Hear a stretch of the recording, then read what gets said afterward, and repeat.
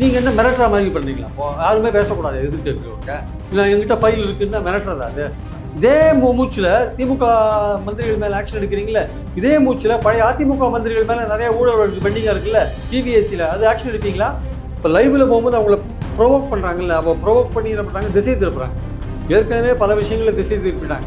திமுக வந்து லைவ்ல விட்டா திமுக வந்து ஏதோ கரெக்டாக வந்து திமுகவுக்கு பொறுமை இல்லை பார்த்தீங்களா, நம்ம ஆளுங்க எப்படி பேசுகிறாங்க பார்த்தீங்களா, நம்மளால் சொல்கிறதுக்கு பதிலே சொல்ல முடியல. உங்களால் டிவிக்கு ஆளுங்க சம்மந்தம் இல்லாத பேசுகிறாங்கன்னு தான் இங்கே முக்கியம். ஆக்சுவலாக எம்ஜிஆர் ஜெயலலிதாவுக்கு பிறகு விஜய் வந்துட்டாரு திமுகவை அட்டாக் பண்ணுறதுக்கு அப்படின்னு தானே அவங்களோட நரேஷனாக இருக்குது. முதல்ல விஜய் பேசுகிறோமே, ஜெயலலிதா தானே பேசுவாங்களே.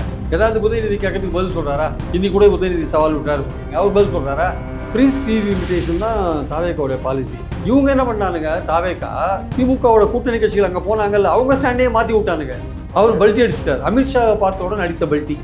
டீலிமிட்டேஷன்லையும் பல்ட்டி, காவேரி நீர் பற்றின உங்கள் அபிப்பிராயத்திலையும் பல்ட்டி. சர்மிளா டாக்கீஸ் நேயர்களுக்கு வணக்கம். இந்த நேர்காணலில் செய்பவர் மூத்த பத்திரிகையாளர் திரு பிரியன் அவர்கள். வணக்கம் சார். வணக்கம் சார். நேற்று தென் மாநில முதல்வர்கள் மாநாடு நடைபெற்றது. அதை பற்றி பேசணும். அதற்கு முன்பாக இன்று சட்டமன்றத்தில் மிக தீவிரமாக கலவரமாக சட்டமன்றம் இன்னைக்கு காணப்படுது. குறிப்பாக எதிர்க்கட்சித் தலைவர் அவர்கள் எழுப்பிய பல கேள்விகள். 2 நாட்களுக்கு முன்பாக முதலமைச்சர் அவர்கள் வந்து என் டேபிளில் முக்கியமான ஃபைல்ஸ் இருக்குது, 3 ஃபைல்ஸ் இருக்குது, நிதியமைச்சர் கொடுத்துருக்காரு, அதை இன்னும் சும்மா போகிற போக்கில் சொல்லலை, அதை ஓப்பன் பண்ண வச்சிடாதீங்க அப்படின்னு சொன்னது. அது கூடுதலாக இடைத்தேர்தலையாவது சில பேர் நல்லது நடக்கணும் இல்லையா அப்படின்னு பேசினார். அன்னைக்கு யாரும் பதில் கொடுக்கல. அப்போ உதயநிதி அவர்கள் சட்டமன்றத்தில் இல்லை. இன்னைக்கு வந்த உடனே அது கேள்வி எழுப்புறாரு. ஓப்பன் சேலஞ்சுனா பண்ணல, ஓப்பன் சேலஞ்சாகவே சொல்கிறேன், நீங்கள் வந்து ஓப்பன் பண்ணுங்க, ஏதாவது ஆதாரங்கள் இருக்குன்ற பட்சத்தில் நடவடிக்கை எடுங்க, சும்மா சினிமாவில் வர மாதிரி பஞ்சு டைலாக்லாம் இங்கே பேசிட்டு இருக்கக்கூடாது சட்டமன்றத்தில் அப்படின்னு சொன்னது மிகப்பெரிய சர்ச்சையும் ஆகியிருக்காங்க. எப்படி இதை பார்க்குறீங்க? இல்லை, அதாவது வந்து பல முதல்வர்களை இந்த சட்டமன்றம் கண்டிருக்கு. இவர் இப்போ தான் முதல்வர் ஆகியிருக்கார். இவர் அதிகமாக பேசவும் மாட்டேங்கிறார். ட்ராமாட்டிக்காக எப்பாவது பார்த்து ஸ்கிரிப்டை பார்த்து பேசுகிறார், தீர்மானங்களை படிக்கிறார். இவர் வந்து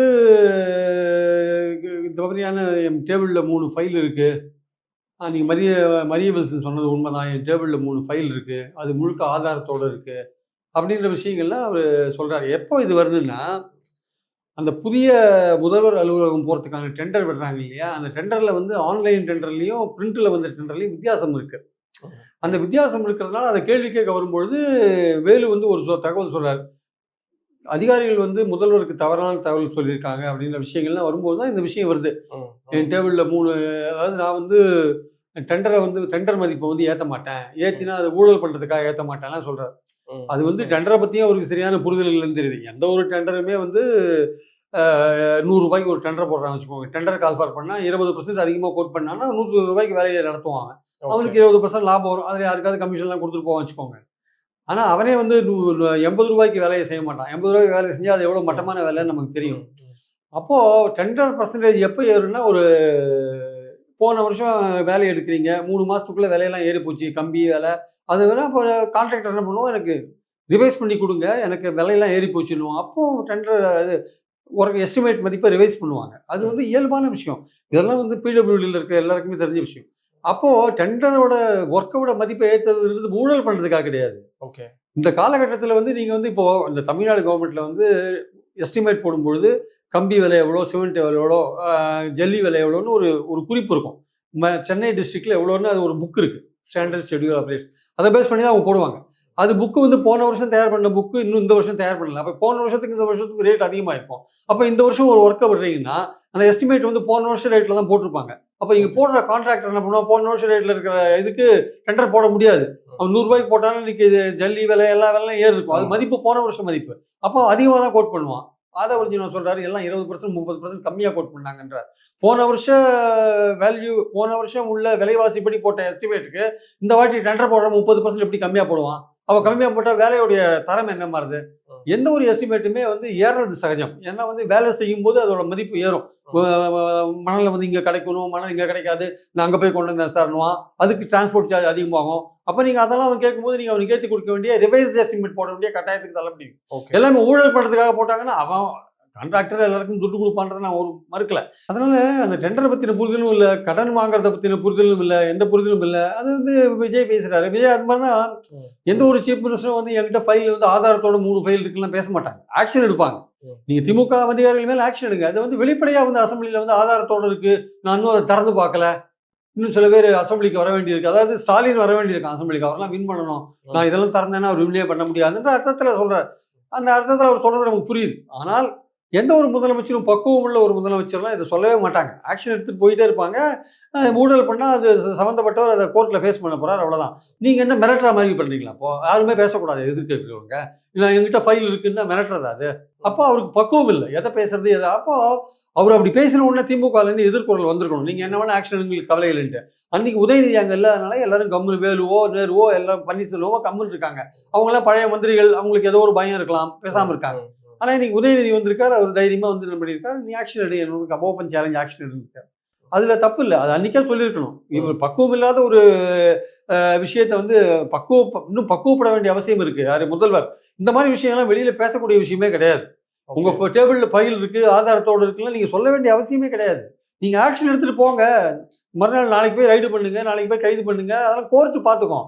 எதுக்கு நீங்க வந்து அப்போ நீங்க வெளியில சொல்றீங்கன்னா நீங்க எதிர்க்க இருக்கிறவங்க வந்து மிரட்டுறீங்க தானே அர்த்தம். இது வந்து தவறான போக்கு இல்லையா அது? இதே மூச்சுல திமுக மந்திரிகள் மேல ஆக்ஷன் எடுக்கிறீங்களே, இதே மூச்சுல பழைய அதிமுக மந்திரிகள் மேல நிறைய ஊழல் வழக்கு பெண்டிங்கா இருக்குல்ல, டிவிஎஸ்சில, அது ஆக்ஷன் எடுப்பீங்களா? ஊழலுக்கு எதிராக நீங்க இருக்கீங்கன்னா அதுலயும் ஆக்ஷன் எடுக்கணும்ல. அது கவர்னர்கிட்ட பெண்டிங்கா இருக்கு, டிவிஎஸ்சில பெண்டிங்கா இருக்கு, கோர்ட்ல பெண்டிங்கா இருக்கு. 8, 9 மந்திரிகள் மேல விஜயபாஸ்கர் சேர்ந்திருக்காரு, உங்க வாஷிங் மிஷின்ல போயிருக்காரு, அவர் மேல பெண்டிங்கா இருக்கு. எடுப்பீங்களா? ஆக்ஷன் எடுப்பீங்களா? நீங்க திமுக மந்திரிகள் மேல எடுங்க. அதிமுக மந்திரிகள் மேல எடுப்பீங்களா? அங்கேருந்து ஆள் வரணும் தானே காத்துட்டு இருக்கீங்க. அப்போ ஊழலை பத்தின உங்க பார்வை என்ன? ஆக்சுவலா ஊழலை பத்தின உங்க பார்வை பாரபட்சமான பார்வை.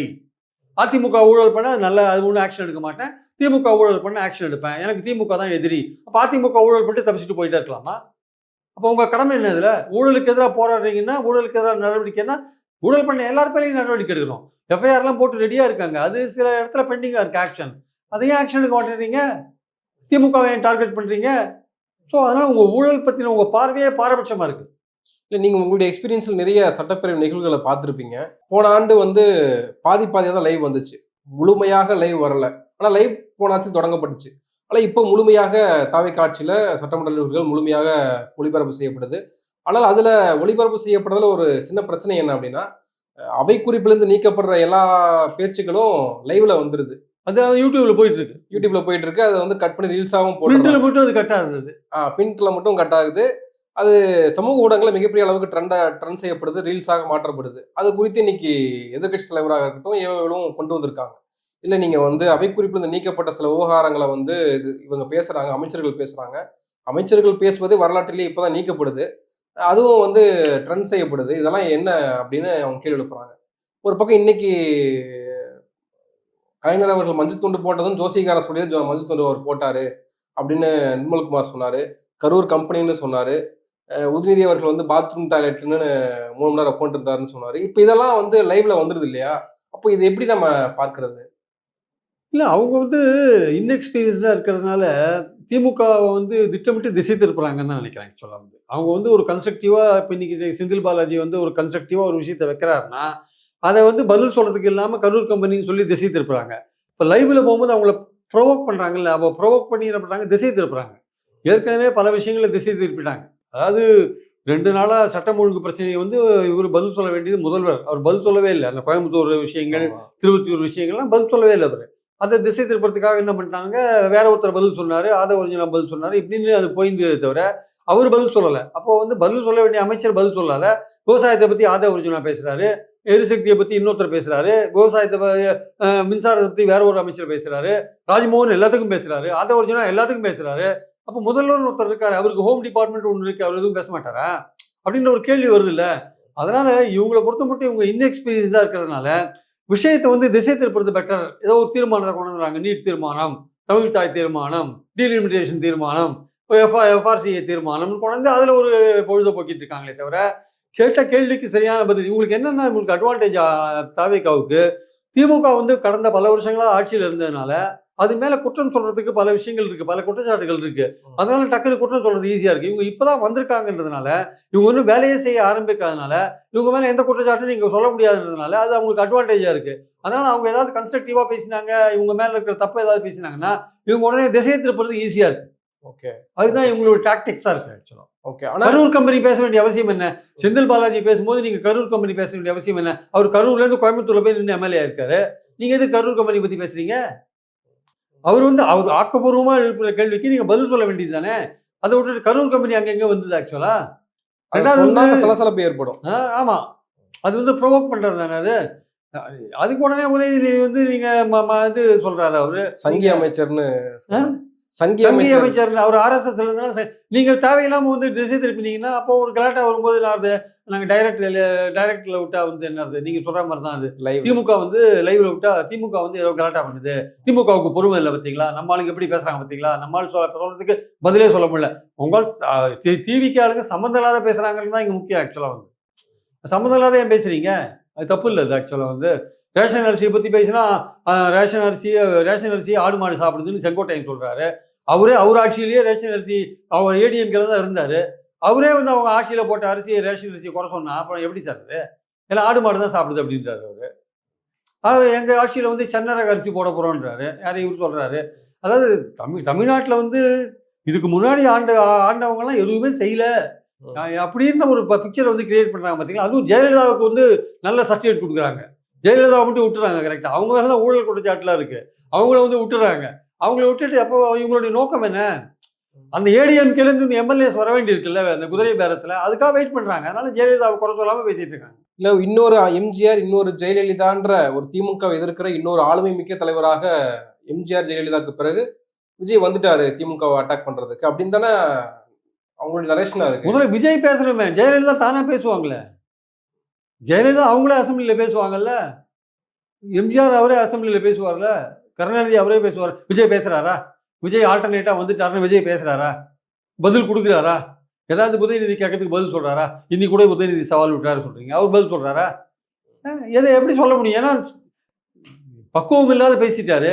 எங்கிட்ட ஃபைல் இருக்குன்ட்டு அவர் என்ன பதில் சொல்ல முடியும்? ஆக்ஷன் தான் எடுக்க முடியும். ஆக்ஷன் எடுங்க. இப்போ நாளைக்கு காத்தால ரைடு விட போறீங்க, யார் வீட்லயோ ரைடு விடுவீங்க நாளைக்கு காத்தால. அதுதான் நீங்க பண்ணக்கூடிய ஒரே விஷயம். பண்ணுங்க, யார் வேணானது. நாளைக்கு காத்தால எத்தனை மந்திரி வீட்டில் ரைடு டிபிஎஸ்சி போகுதுன்னு பார்க்கணும், வெயிட் பண்ணி. இல்லை நீங்க சொன்னது போல என் டேபிள் மேல ஃபைல்ஸ் இருக்குன்னு அன்னைக்கு பேசின முதலமைச்சர் அவர்கள் இன்னைக்கு ஓப்பன் சேலஞ்சே விடுறாரு. முடிஞ்சா நீங்க எடுத்து பேசுங்க, எடுத்து ஆதாரத்தை நடவடிக்கை எடுங்க அப்படின்றாரு. ஆனா அதற்கு அமைதியாக இருக்கிறாருன்றப்ப ஏன் அமைதியா இருக்காரு? ஏன்னா அவர் பேசுறதே முதல்ல தப்பு. அதனால ஃபர்தரா அது பேச வேணாம் யாரோ சொல்லியிருப்பாங்க, இருக்கு அட்வைஸ் நிறைய பேர் சொல்லியிருப்பாங்க. இது மாதிரி ஒரு முதல்வர் பேசக்கூடாதுங்க, ஆக்ஷன் எடுக்கிறது வேற விஷயம், பேசக்கூடாது, என்கிட்ட ஆதாரத்தோட ஃபைல் இருக்கு, எப்போ நான் திறக்கணும்னு நினைச்சா அப்போ திறப்பேனா அப்படின்னு பேசுறாரு. அது திறக்கும் போது திறப்பேன், இதெல்லாம் மிரட்டுற விஷயம். அப்போ யாராவது சொல்லியிருப்பாங்க, ஒரு முதல்வராக நீங்கள் இப்படி பேசாதீங்க, வெளியில் சட்டசபைக்கு வெளியில் அட்டுப்பட்டு அடிச்சுட்டு குளத்தூர் கொத்து பரோட்டாலாம் பேசலாம், இங்கே உள்ள அதெல்லாம் பேச முடியாது இல்லை நீங்கள், அதனால இதெல்லாம் பேசக்கூடாதுன்னு யாராவது சொல்லியிருப்பாங்க. அதனால இந்த சவாலுக்கு ஒரு பேசாமல் இருப்பார். அது நீங்கள் ஆக்ஷனில் காமிங்க. இப்போ நாளைக்கு காத்தால எத்தனை பேர் வீட்டில் டிபிஎஸ்சி ரைடு போகுதுன்னு பார்க்கலாம். அதுதான் ஆக்ஷன். ஆக்சுவலாக டீலிமிட்டேஷன் விவகாரம் அது மிக பேசுபொருளான ஒரு விவகாரமாக மாற்றப்பட்டுச்சு. தனி தீர்மானம் கொண்டு சட்டமன்றத்தில் நிறைவேற்றப்பட்டுச்சு. டீலிமிட்டேஷனை அந்த 543 எண்ணிக்கையை ஃப்ரீஸ் பண்ணணும், நோ டீலிமிட்டேஷன் தான் ஃபேர் டீலிமிட்டேஷன் அவங்க பேசினாங்க. ஆனால் நேற்று நடந்த முதல்வர்கள் மாநாடுல இவர்கள் ஒரு பாரபட்சம் இல்லாத சரிசமமான ஒரு பகிர்வு இருக்கணும் டீலிமிட்டேஷன்ல அப்படின்ற இன்னொரு கருத்தை அவர் பேசிய அவர் தனி தீர்மானம் கொண்டு வந்த விவகாரத்துக்கு எதிராகவே அவர் பேசியிருக்காரு. ஃபேர் டீலிமிட்டேஷன்ல பேசியிருக்காங்க. நம்ம எப்படி பார்க்கறது? இல்லைங்க, ஃப்ரீஸ் டீலிமிட்டேஷன் தான் தாவேக்காவுடைய பாலிசி. தாவேக்கா கூட்டணி கட்சிகளுடைய பாலிசி என்னவா இருந்ததுன்னா, திமுகவில் இருந்தபோது ஃபேர் டீலிமிட்டேஷன் இருந்தது. தமிழ்நாட்டுக்கு பாதகம் இல்லாத இந்த விகிதாச்சாரத்தை மெயின்டைன் பண்ணுங்க அப்படின்றது பாயிண்ட். 543 7.18னா அது 39. அதை நீங்கள் 750 மாற்றினீங்கன்னா 7.18 மெயின்டைன் பண்ணிங்கன்னா ஒரு 59 60 வரும் வச்சுக்கோங்க. அதுதான் இவங்க சொல்கிறது ஃபேர் டீலிமிட்டேஷன். இவங்க என்ன பண்ணானுங்க, தாவேக்கா திமுகவோட கூட்டணி கட்சிகள் அங்கே போனாங்கல்ல, அவங்க ஸ்டாண்டே மாற்றி விட்டானுங்க. இப்போ ஃப்ரீஸ் 543னா அந்த 543லேயே இருக்கணும், நீங்கள் எதுவும் போகக்கூடாது. 39 அப்படியே இருக்கணும், அதில் மாறக்கூடாது. ஆனால் நேற்று என்ன சொல்கிறாங்க, நாங்கள் குடும்ப கட்டுப்பாட்டெல்லாம் அமல்படுத்தினதுனால எங்களுக்கு பர்சன்டேஜ் ஆஃப் ரெப்ரசன்டேஷன் குறையக்கூடாது. பர்சன்டேஜ் ஆஃப் ரெப்ரசன்டேஷன் தான் 543 7.18. அதுவே 850 ஆச்சுன்னா 7.18 வச்சா நீங்க அப்ஜெக்ஷன் இல்லையா உங்களுக்குன்னு இப்போ உங்க ஸ்டாண்டு மாறுது. ஆக்சுவலா அந்த பர்சன்டேஜ் நீங்க சொல்லும்போது உங்க ஸ்டாண்டு மாறுது. நீங்க என்ன சொல்லியிருக்கணும், 543க்கு மேல ஏத்தாதீங்க, இதே நிலைமை நீடிங்க, இதுக்குள்ளேயே பெண்கள் இடஒதுக்கீடு கொண்டு வாங்க, 71க்கு அப்புறம் எடுத்த எந்த சென்சஸையும் கணக்கில் எடுத்துக்காதீங்க அப்படின்றதான் உங்க பாயிண்டா இருந்து. நீங்க என்ன சொன்னீங்க, அது காரணம் நீங்க 50% கூட கொடுத்தா கூட இந்த 7.18 வந்து 850 உயர்த்தி கொடுத்தா கூட அது வந்து என்ன ஆகும்னா நார்த்தில் இருக்கிறவங்களோட நம்பர்ஸ்லாம் ஏறும், ஊபி நம்பர் ஏறும், எம்பி நம்பர் ஏறும். அப்புறம் நாளைக்கு கடைசியில் வந்து சவுத்தை வந்து நெக்லெக்ட் பண்ணுவாங்க, அலட்சியப்படுத்துவாங்க, நார்த்தில் மட்டும் ஓட்டு வாங்கி ஜெயிச்சிருவாங்க, சவுத்து வந்து ஓரம் கட்டப்படும் அப்படிலாம் பேசுனீங்கல்ல அசம்பிளியில். அதுக்கு தானே ஃப்ரீஸ் 543 நீங்க நேற்று திடீர்னு அமித்ஷாவை பார்த்த உடனே ஏன் வந்து உங்க குரல் தடுமாறுது? பர்சன்டேஜ் ஆஃப் ரெப்ரசன்டேஷன் அப்படின்னு ஏன் சொல்றீங்க? பர்சன்டேஜ் ஆஃப் ரெப்ரசன்டேஷன் குறையக்கூடாது, குடும்ப கட்டுப்பாட்டு அமுல்படுத்தினது காரணமாக தேசத்துக்கு நாங்கள் எங்களுடைய பங்கை செலுத்தினது காரணமாக எங்களை குறைச்சிடாதீங்க, பர்சன்டேஜ் ஆஃப் ரெப்ரசன்டேஷனை அப்படியே வைங்க அப்படின்னா பர்சன்டேஜ் ஆஃப் ரெப்ரசன்டேஷன் 750 ஆக்கி அதே பர்சன்டேஜ் ஆஃப் ரெப்ரசன்டேஷன் 7.18 கொடுக்குறோம்ப்பா. அதுதான் திமுகவுடைய இதாகவும் இருக்கு, ஸ்டாண்டாகவும் இருக்கு. அப்போ ஃபேர் டீலிமிட்டேஷன் நீங்க வந்துட்டீங்களா? தாவேகா வந்துருச்சா? இப்போ பாருங்க தாவேகாவோட கூட்டணி கட்சியில் நிலைமை பாருங்க. விஜய்க்காக ஃபேர்லேருந்து ஃப்ரீஸுக்கு வந்தாங்க. இப்போ விஜய் எப்படி சொன்ன உடனே ஃப்ரீஸ்லேருந்து ஃபேருக்கு வர வேண்டிய கட்டாயத்தை தள்ளப்பட்டாங்க. திருமா போன்றவர்கள் நிலைமை பரிதாபமா இருக்கு, பாவமா இருக்கு. இல்ல இதுல ஏன் மாத்தணும்? நீங்க வந்து நீங்க அட்டாக் பண்றதுக்காக வந்து திமுக எப்படியோ அட்டாக் பண்ணணும், கார்னர் பண்ணணுன்றதுக்காக டீலிமிட்டேஷன் தனி தீர்மானம் கொண்டு வந்தீங்க. ஆனால் அது அந்த ஸ்டாண்ட்லயே இருந்திருக்கலாம், ஏன் மாறணும்? ஏங்க அவங்க தீர்மானம் கொண்டு வந்து திமுக வந்து எம்ப்ராஸ் பண்றதுக்காக, சங்கடப்படுத்துறதுக்காக கொண்டு வந்தாங்க.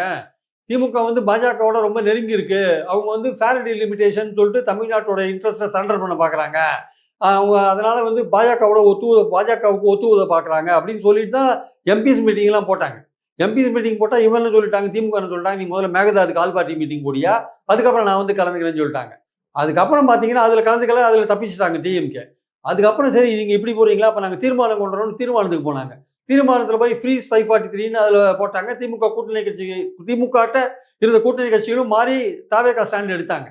அந்த இடத்துல உதயநிதி பேசும்போது என்ன சொன்னார், 543 நீங்கள் ஃப்ரீஸ் பண்ணுங்க, நாங்கள் அந்த இதுவும் எங்களுக்கு பிரச்சனை கிடையாது அப்படின்னு சொல்லிட்டு கடைசியாக பேசும்போது ஏதாவது ஒரு மாற்றம் நீங்கள் கொண்டதா இருந்தீங்கன்னா 7.18 எந்த விதத்துலையும் மாறக்கூடாது, அந்த பர்சன்டேஜ் மாறக்கூடாது அப்படின்னு சொன்னார். அப்போனா என்ன அர்த்தம், நீங்கள் நம்பர்ஸை ஏற்றினா கூட 7.18 தான் நாங்கள் ஒத்துப்போம், ஃபேர் டீலிமிட்டேஷன் தான் அது அர்த்தம். அது ஆக்சுவலாக அப்படி இருக்கும்போது அதுலேயும் வந்து என்ன பண்ணிட்டாங்க, திமுகவும் இதை ஒத்துண்டுது, 543 ஒத்துண்டுது, நாங்கள் கொடுத்த தீர்மானத்தை அவர் 2 விதமும் பேசினார் உதயநிதி, அதை ஒத்துண்டுதுன்னு சொல்லிட்டு அதை முடிச்சுட்டாங்க கதையை. அதுலேயும் திமுக மாற்றத்துக்கு தான் ட்ரை பண்ணாங்க, அதுலேயும் திமுக தப்பிச்சுட்டு வந்துட்டு தான் உண்மை.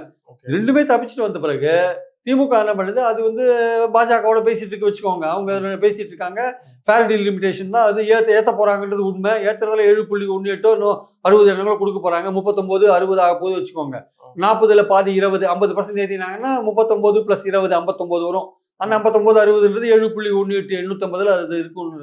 இது பாயிண்ட், அந்த பாயிண்ட்ல தான் இவங்க ஒர்க் பண்றாங்க. பிஜேபியும் டிஎம்கே அந்த பாயிண்ட்ல தான் ஒர்க் பண்றாங்க. இப்போ இதை புரிஞ்சுட்டு வேற வழி இல்லை, இதுதான் அவங்க பண்ண போறாங்கன்னு தெரிஞ்சிருது யாருக்கு, விஜய்க்கு. அமித்ஷா சொல்லியிருப்பார் போல் இருக்கு, we are definitely going to rise அப்படின்னு சொல்லியிருப்பார் போல் இருக்கு. அப்போ என்னடா பண்றதுன்னு பார்த்துட்டு நேற்று டக்குன்னு என்ன பண்ணிட்டாங்க, பர்சன்டேஜ் ஆஃப் ரெப்ரசன்டேஷன் அங்கே பேசிட்டாரு, அவ்வளோதான். இப்போ இவரு தான் ஸ்டாண்டை மாத்திட்டு இருக்காரு, யாரு, விஜய் தான் ஸ்டாண்டை மாத்திட்டு இருக்காரு. அவர் பல்ட்டி அடிச்சிட்டார், அமித்ஷாவை பார்த்த உடனே அடித்த பல்ட்டி. இதுல இதை வந்து நிர்மல்குமார் சொல்றாரு, இல்ல நாங்க ஃப்ரீஸ் 543, நீ சிஎம்மா அவர் சிஎம்மா? அவர் வந்து 5 சீஃப் மினிஸ்டர் முன்னாடி பேசுறாரு, அதை எடுத்துக்கிறதா, நீ சொல்றதை எடுத்துக்கிறதா, நீங்க சொல்றதை எடுத்துக்கிறதா? நீங்க உள்ள இருந்திருக்கலாம் சார், சீஃப் மினிஸ்டர் பேசினது என்ன? நீங்க சீஃப் மினிஸ்டர் இருந்தால் நிர்மல்குமார் சொல்றதை நம்ம எடுத்துப்போம், சீஃப் மினிஸ்டர் அப்போ மறுப்பு விடட்டும், நான் சொன்னது அது இல்லைங்க, நான் வந்து ஃப்ரீஸ் 543 தான் இருக்கேன், சீஃப் மினிஸ்டர்னு அறிக்கை விடணும். நிர்மல்குமார் சொல்லி என்ன பிரயோஜனம்? எல்லாத்துக்கும் ப்ராக்சி வச்சுக்க முடியுமா? இன்னொருத்தர் தான் முதல்வருக்கு பதிலாக பேசுவாருன்னு, முதல்வர் ஒன்று பேசினாருன்னா உடனே அதுக்கு பொழிப்புரை விளக்க உரையெல்லாம் இன்னொருத்தர் கொடுத்துருந்தா என்ன அர்த்தம்? இதுல ஸ்பான்டேனியஸ் ரிப்ளை நிறைய இடங்கள்ல விஜய் கிட்ட இருந்து வரதை பார்க்கவே முடியறதில்லை. அது சட்டமன்றமா இருக்கட்டும், நேற்று டிகே சிவகுமார் அதாவது சதீஷன் 2 பேருமே வந்து முக்கிய கோரிக்கைகளை வைக்கிறாங்க. நிதி பகிர்வு நீங்க பேசக்கூடாது, நிதி ஒத்துழைப்பு தான் பேசணும், நாங்க மேகதாது கட்டுறோம், மேகதாதுக்கு ஒத்துழைப்பு கொடுங்கன்னு தமிழ்நாட்டுல வந்து அவர் நதிநீர் பங்களிப்பதை பத்தி தான் பேசணும், நதிநீர் ஒத்துழைப்பை பத்தி பேசக்கூடாது. இது ஆணையம் என்ன சொல்லுதோ, சுப்ரீம் கோர்ட் என்ன சொல்லுதோ அதன்படி நதிநீர் பங்களிப்பு தான் நீங்க தரணுமே தவிர நாங்கள் ஒத்துழைப்பு கிடையாது. நான் மேகதாது உங்களுக்காக தான் கட்டுறேன், இதில் நம்ம வந்து உங்களுக்கு உங்க ஒத்துழைச்சு நம்ம 2 பேரும் ஒத்துழைச்சு நம்ம ஷேர் பண்ணி போன்றது கிடையாது. எங்களுக்கு சுப்ரீம் கோர்ட்டு ஆணையம்லாம் சொல்லியிருக்கு, சுப்ரீம் கோர்ட் ஃபைனலாக சொல்லியிருக்கு, அதன்படி நீ எனக்கு பங்களிப்பு கொடு அப்படின்றதான் நேற்று விஜய் பேசியிருந்தேன். ஆனால் இதே விஜய் எதுக்காக 10 நாளைக்கு முன்னாடி பேச்சுவார்த்தைக்கு கர்நாடகா போறேன்னாரு? அவரே இங்க வந்திருக்காரு இல்லையா? அவரு அப்ப இந்த அண்டர்ஸ்டாண்ட்லயும் மாறுது. ம், ம், பேச்சுவார்த்தைக்கு போறேன்னு சொன்னதே தப்புங்க. ம், அது எல்லாமே தமிழ்நாட்டுல விவசாயிகள் முதற்கொண்டு எல்லாருமே எதிர்த்தாங்க. அப்போ நீங்க திடீர்னு பேச்சுவார்த்தைக்கு போறேன்னு சொல்லிட்டு, அப்புறம் கடைசியில தீர்மானம் வரும்போது நான் பேச்சுவார்த்தைக்கு போறதா இருந்தேன். நான் அவமானப்பட்டாலும் பரவாயில்ல அப்படின்னு. நீங்க அவமானப்படுறது இங்க பிரச்சனை இல்ல. ஒரு விஷயத்துக்கு வந்து ஒரு முற்றிலும் ஒரு முடிவான தீர்ப்பு வந்தாச்சு. 15 வருஷத்துக்கு அதுதான் அமுல்ல இருக்கும். அது இருக்கும்போது நீங்க எந்த ஒரு பிரச்சனையா இருந்தாலும் சுப்ரீம் கோர்ட் கதவை தான் தட்ட வேண்டிய கட்டாயத்தை தள்ளப்பட்டிருக்கீங்க. இன்னைக்கும் சுப்ரீம் கோர்ட் சொல்லி தான் வாட்டர் வெளில வந்துட்டு இருக்கு. காவேரியில வந்துட்டு இருக்கு. அப்படி இருக்கும்போது யாரை கேட்டு நீங்க பேச்சுவார்த்தைக்கு போறது முடிவு எடுத்தீங்க? அன்னைக்கு 10 நாளைக்கு முன்னாடி. இன்னைக்கு ஏன் திடீர்னு நதிநீர் பங்கீட்டுல வந்து சுப்ரீம் கோர்ட் ஆணையம் தான் ஃபைனல் அப்படின்னு இன்னைக்கு ஏன் சொல்றீங்க? அப்போ அன்னைக்கு டீலிமிட்டேஷன்லயும் பல்டி, காவேரி நீர் பத்தின உங்க அபிப்பிராயத்திலையும் பல்டி. ஏன் இந்த மாதிரி பல்டி அடிக்கிறீங்க? உங்களுக்கு சரியான தகவல் யாரும் அதிகாரிகள் கொடுக்கறது இல்லையா? ஏன் இந்த மாதிரி குழப்பம் ஏன் உங்களுக்கு? முல்லை பெரியாரை வந்து இடிக்கணும், அது வந்து டேமேஜ் தான் இருக்கு, வேற ஒரு அணையை கட்டணும் அப்படின்னு சதீஷன் இங்க வந்து பேசுறாரு. ஆமா இவரு ஆனா அந்த விஷயத்துல இவர் வந்து 152 அடி உயரத்துக்கு தண்ணியை தேக்கணும்னு இவர் சொல்றாரு வச்சுக்கோங்க. ஆனா முக்கியமான விஷயங்கள்லாம் விட்டாரு. அதாவது வந்து பிஎம்சி ஸ்கூலுக்கு ஒத்துக்காதனால நமக்கு இன்னும் 2000 கோடி ரூபாய்க்கு மேல சமக்கிர சிகிச்சையால ஃபண்ட்ஸ் வரலன்னும். அதை பத்தி பேச வேண்டாம் அவரு. சுய நிதி விஷயத்துல வந்து ஒரு சுயாட்சி வேணும் தென் மாநிலங்களுக்குன்னு பேசுறாரு. ஆனா நமக்கு வர வேண்டிய 2000 கோடிக்கு மேல வரல. சமீபத்துல கனிம வளத்துல வந்து மாநில அரசாங்கத்தோட உரிமைகளை பறிக்கிற மாதிரி சட்டம் போட்டிருக்காங்க. அதை பத்தின ஒரு எதிர்குரலும் இவர் கொடுக்கல ஆக்சுவலா வந்து. ஸோ இவர் வந்து இப்போ இந்த மாதிரி எதிர்குரல் கொடுக்காத விஷயங்கள்லாம் இருக்கு, நிறைய விஷயங்கள் இருக்கு. மத்திய அரசு எதிர்த்து குரல் கொடுக்க வேண்டிய விஷயங்கள் நிறைய இருக்கு. அதெல்லாம் விட்டுட்டு வந்து டீலிமிட்டேஷன்லயும் பல்ட்டி அடிக்கிறாரு. காவேரி நீர் விஷயத்திலையும் இப்போ 10 நாளைக்கு முன்னாடி எடுத்த ஸ்டாண்டை மாற்றி பேசுறாரு. ஸோ இந்த மாதிரி பல விதங்களில் மாற்றி பேசுறதுனால அவருக்கு சரியான தகவல் கொடுக்கலையா, இல்லை அவருக்கு சரியா விஷயங்களை வந்து அதிகாரிகள் சொல்லலையா, இல்லை அவர் சரியா புரிஞ்சுக்கலையான்னு பல விஷயங்கள் இருக்கு ஆக்சுவலா. இதுல காங்கிரஸ் வந்து சில தாவேக்கும் நடவடிக்கைகள் பார்க்கிற போது அது வந்து வடநாட்டு ஊடகங்களை, வடநாட்டு இன்ஃப்ளூயன்சஸை வந்து சில செய்திகளை போட வைக்கிறது, ஃபேக் நியூஸை போட வைக்கிறது, அல்லது ஏஎம் பிஎம் பார்க்காமல் வேலை செய்யும் அடுத்த பிஎம்ஏ அப்படின்னு சட்டமன்றத்தில் புகழ் பாடுறது, அடுத்த ஒரு ஒரு அடுத்த இடத்துக்கு இப்போ சிஎம்ல இருந்து பிஎம் ரேஞ்சுக்கு பேசுறது, இப்போ அமித்ஷா வந்து வருங்கால பிஎம் பார்த்துருக்காருன்னு அவங்களே தாவைக்க உணர பேசுறது, இதெல்லாம் பார்க்கிற போது காங்கிரஸ் இது எப்படி அணுகும்? மாணிக் தாக்கூர் சொல்லியிருக்காரு, என்ன கூட தான் பிஎம் சொல்கிறாங்க, என்ன கூட தான் முதல்வர் சொல்கிறாங்க, சிஎம் சொல்கிறாங்க, குழச்சம் போடுறாங்க, வருங்கால சிஎம்ஏ அப்படின்றாங்க. அந்த மாதிரி கட்சி தொண்டர்கள் இது மாதிரிலாம் பண்ணுறது சகஜம்தான். அப்படி ஆனால் வடநாட்டில் வந்து பண்ணுறாங்கன்றதுல அதுதான் முக்கியமான பாயிண்ட். வடநாட்டில் ஹிந்தி பேசுகிற ஏரியாக்களில் விஜயோடைய இமேஜை இம்ப்ரூவ் பண்ணுற மாதிரியான விஷயங்கள் நடக்குது. அதாவது தமிழ்நாட்டில் ஏதோ பெரிய அடிதடி தடாலடி மாற்றங்கள் நடந்து முடிஞ்ச மாதிரியும், ஏதோ இங்கே எல்லாமே பாலும் தேரும் ஓடுற மாதிரியான ஒரு விஷயத்தை வடநாட்டுக்கு கொண்டு போகிறாங்க.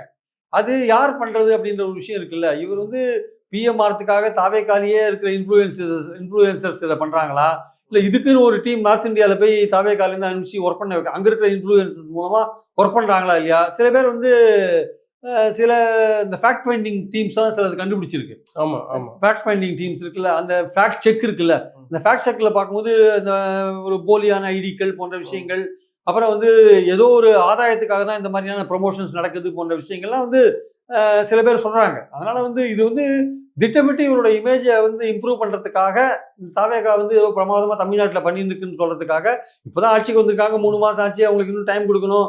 இன்னும் அவங்க வேலையை ஆரம்பிக்கல. They have not started that work at all. இருக்கிற டெண்டர்லாம் ரத்து பண்ணிட்டாங்க. இன்னும் வாக்குறுதிகள், ஏகப்பட்ட வாக்குறுதிகள் இருக்கு. அதில் 2 வாக்குறுதிகள் நிறைவேற்ற போறாங்க. மோதிரம் போடுறது, ஒரு சவரன் நகை போடுறது. அது இனிமேல் தான் செப்டம்பர் 15க்கு மேலே தான் தெரியும். அது ஆக்சுவலா இங்கே ஒன்றுமே நடக்காத போது ஊழல் ஒழிஞ்சு போச்சு, லஞ்சம் ஒழிஞ்சு போச்சுன்னு ஒரு நெரேட்டிவ் செட் பண்ணுறாங்க.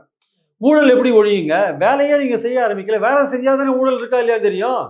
வேலையே செய்யாத போது எப்படி ஊழலை பற்றி எங்களுக்கு தெரியும்? தெரியாது இல்லை. லஞ்சம்ன்றது வந்து அதிகாரிகள் மட்டத்தில் நடக்கிறது. அது இருக்கா இல்லையானா அது இருக்க தான் செய்யும். அது ஒரேடியாக நீங்கள் ஒழிக்க முடியாது. அது திமுக ஆட்சியோ தாவேகா ஆட்சியோ எதாக இருந்தாலும் பரவாயில்ல. ஊழல் ஒழிஞ்சதுன்னா எல்லாருக்கும் சந்தோஷம் தான். ஒருத்தர் கவர்மெண்ட் ஆஃபீஸில் போய் வேலை நடக்குது, துட்டு கொடுக்காது, நல்லது. ஆனால் இங்கே என்ன பிரச்சனைனா, இந்த இவங்க சொல்கிற மாதிரியெல்லாம் நடக்கலை ஆக்சுவலாக.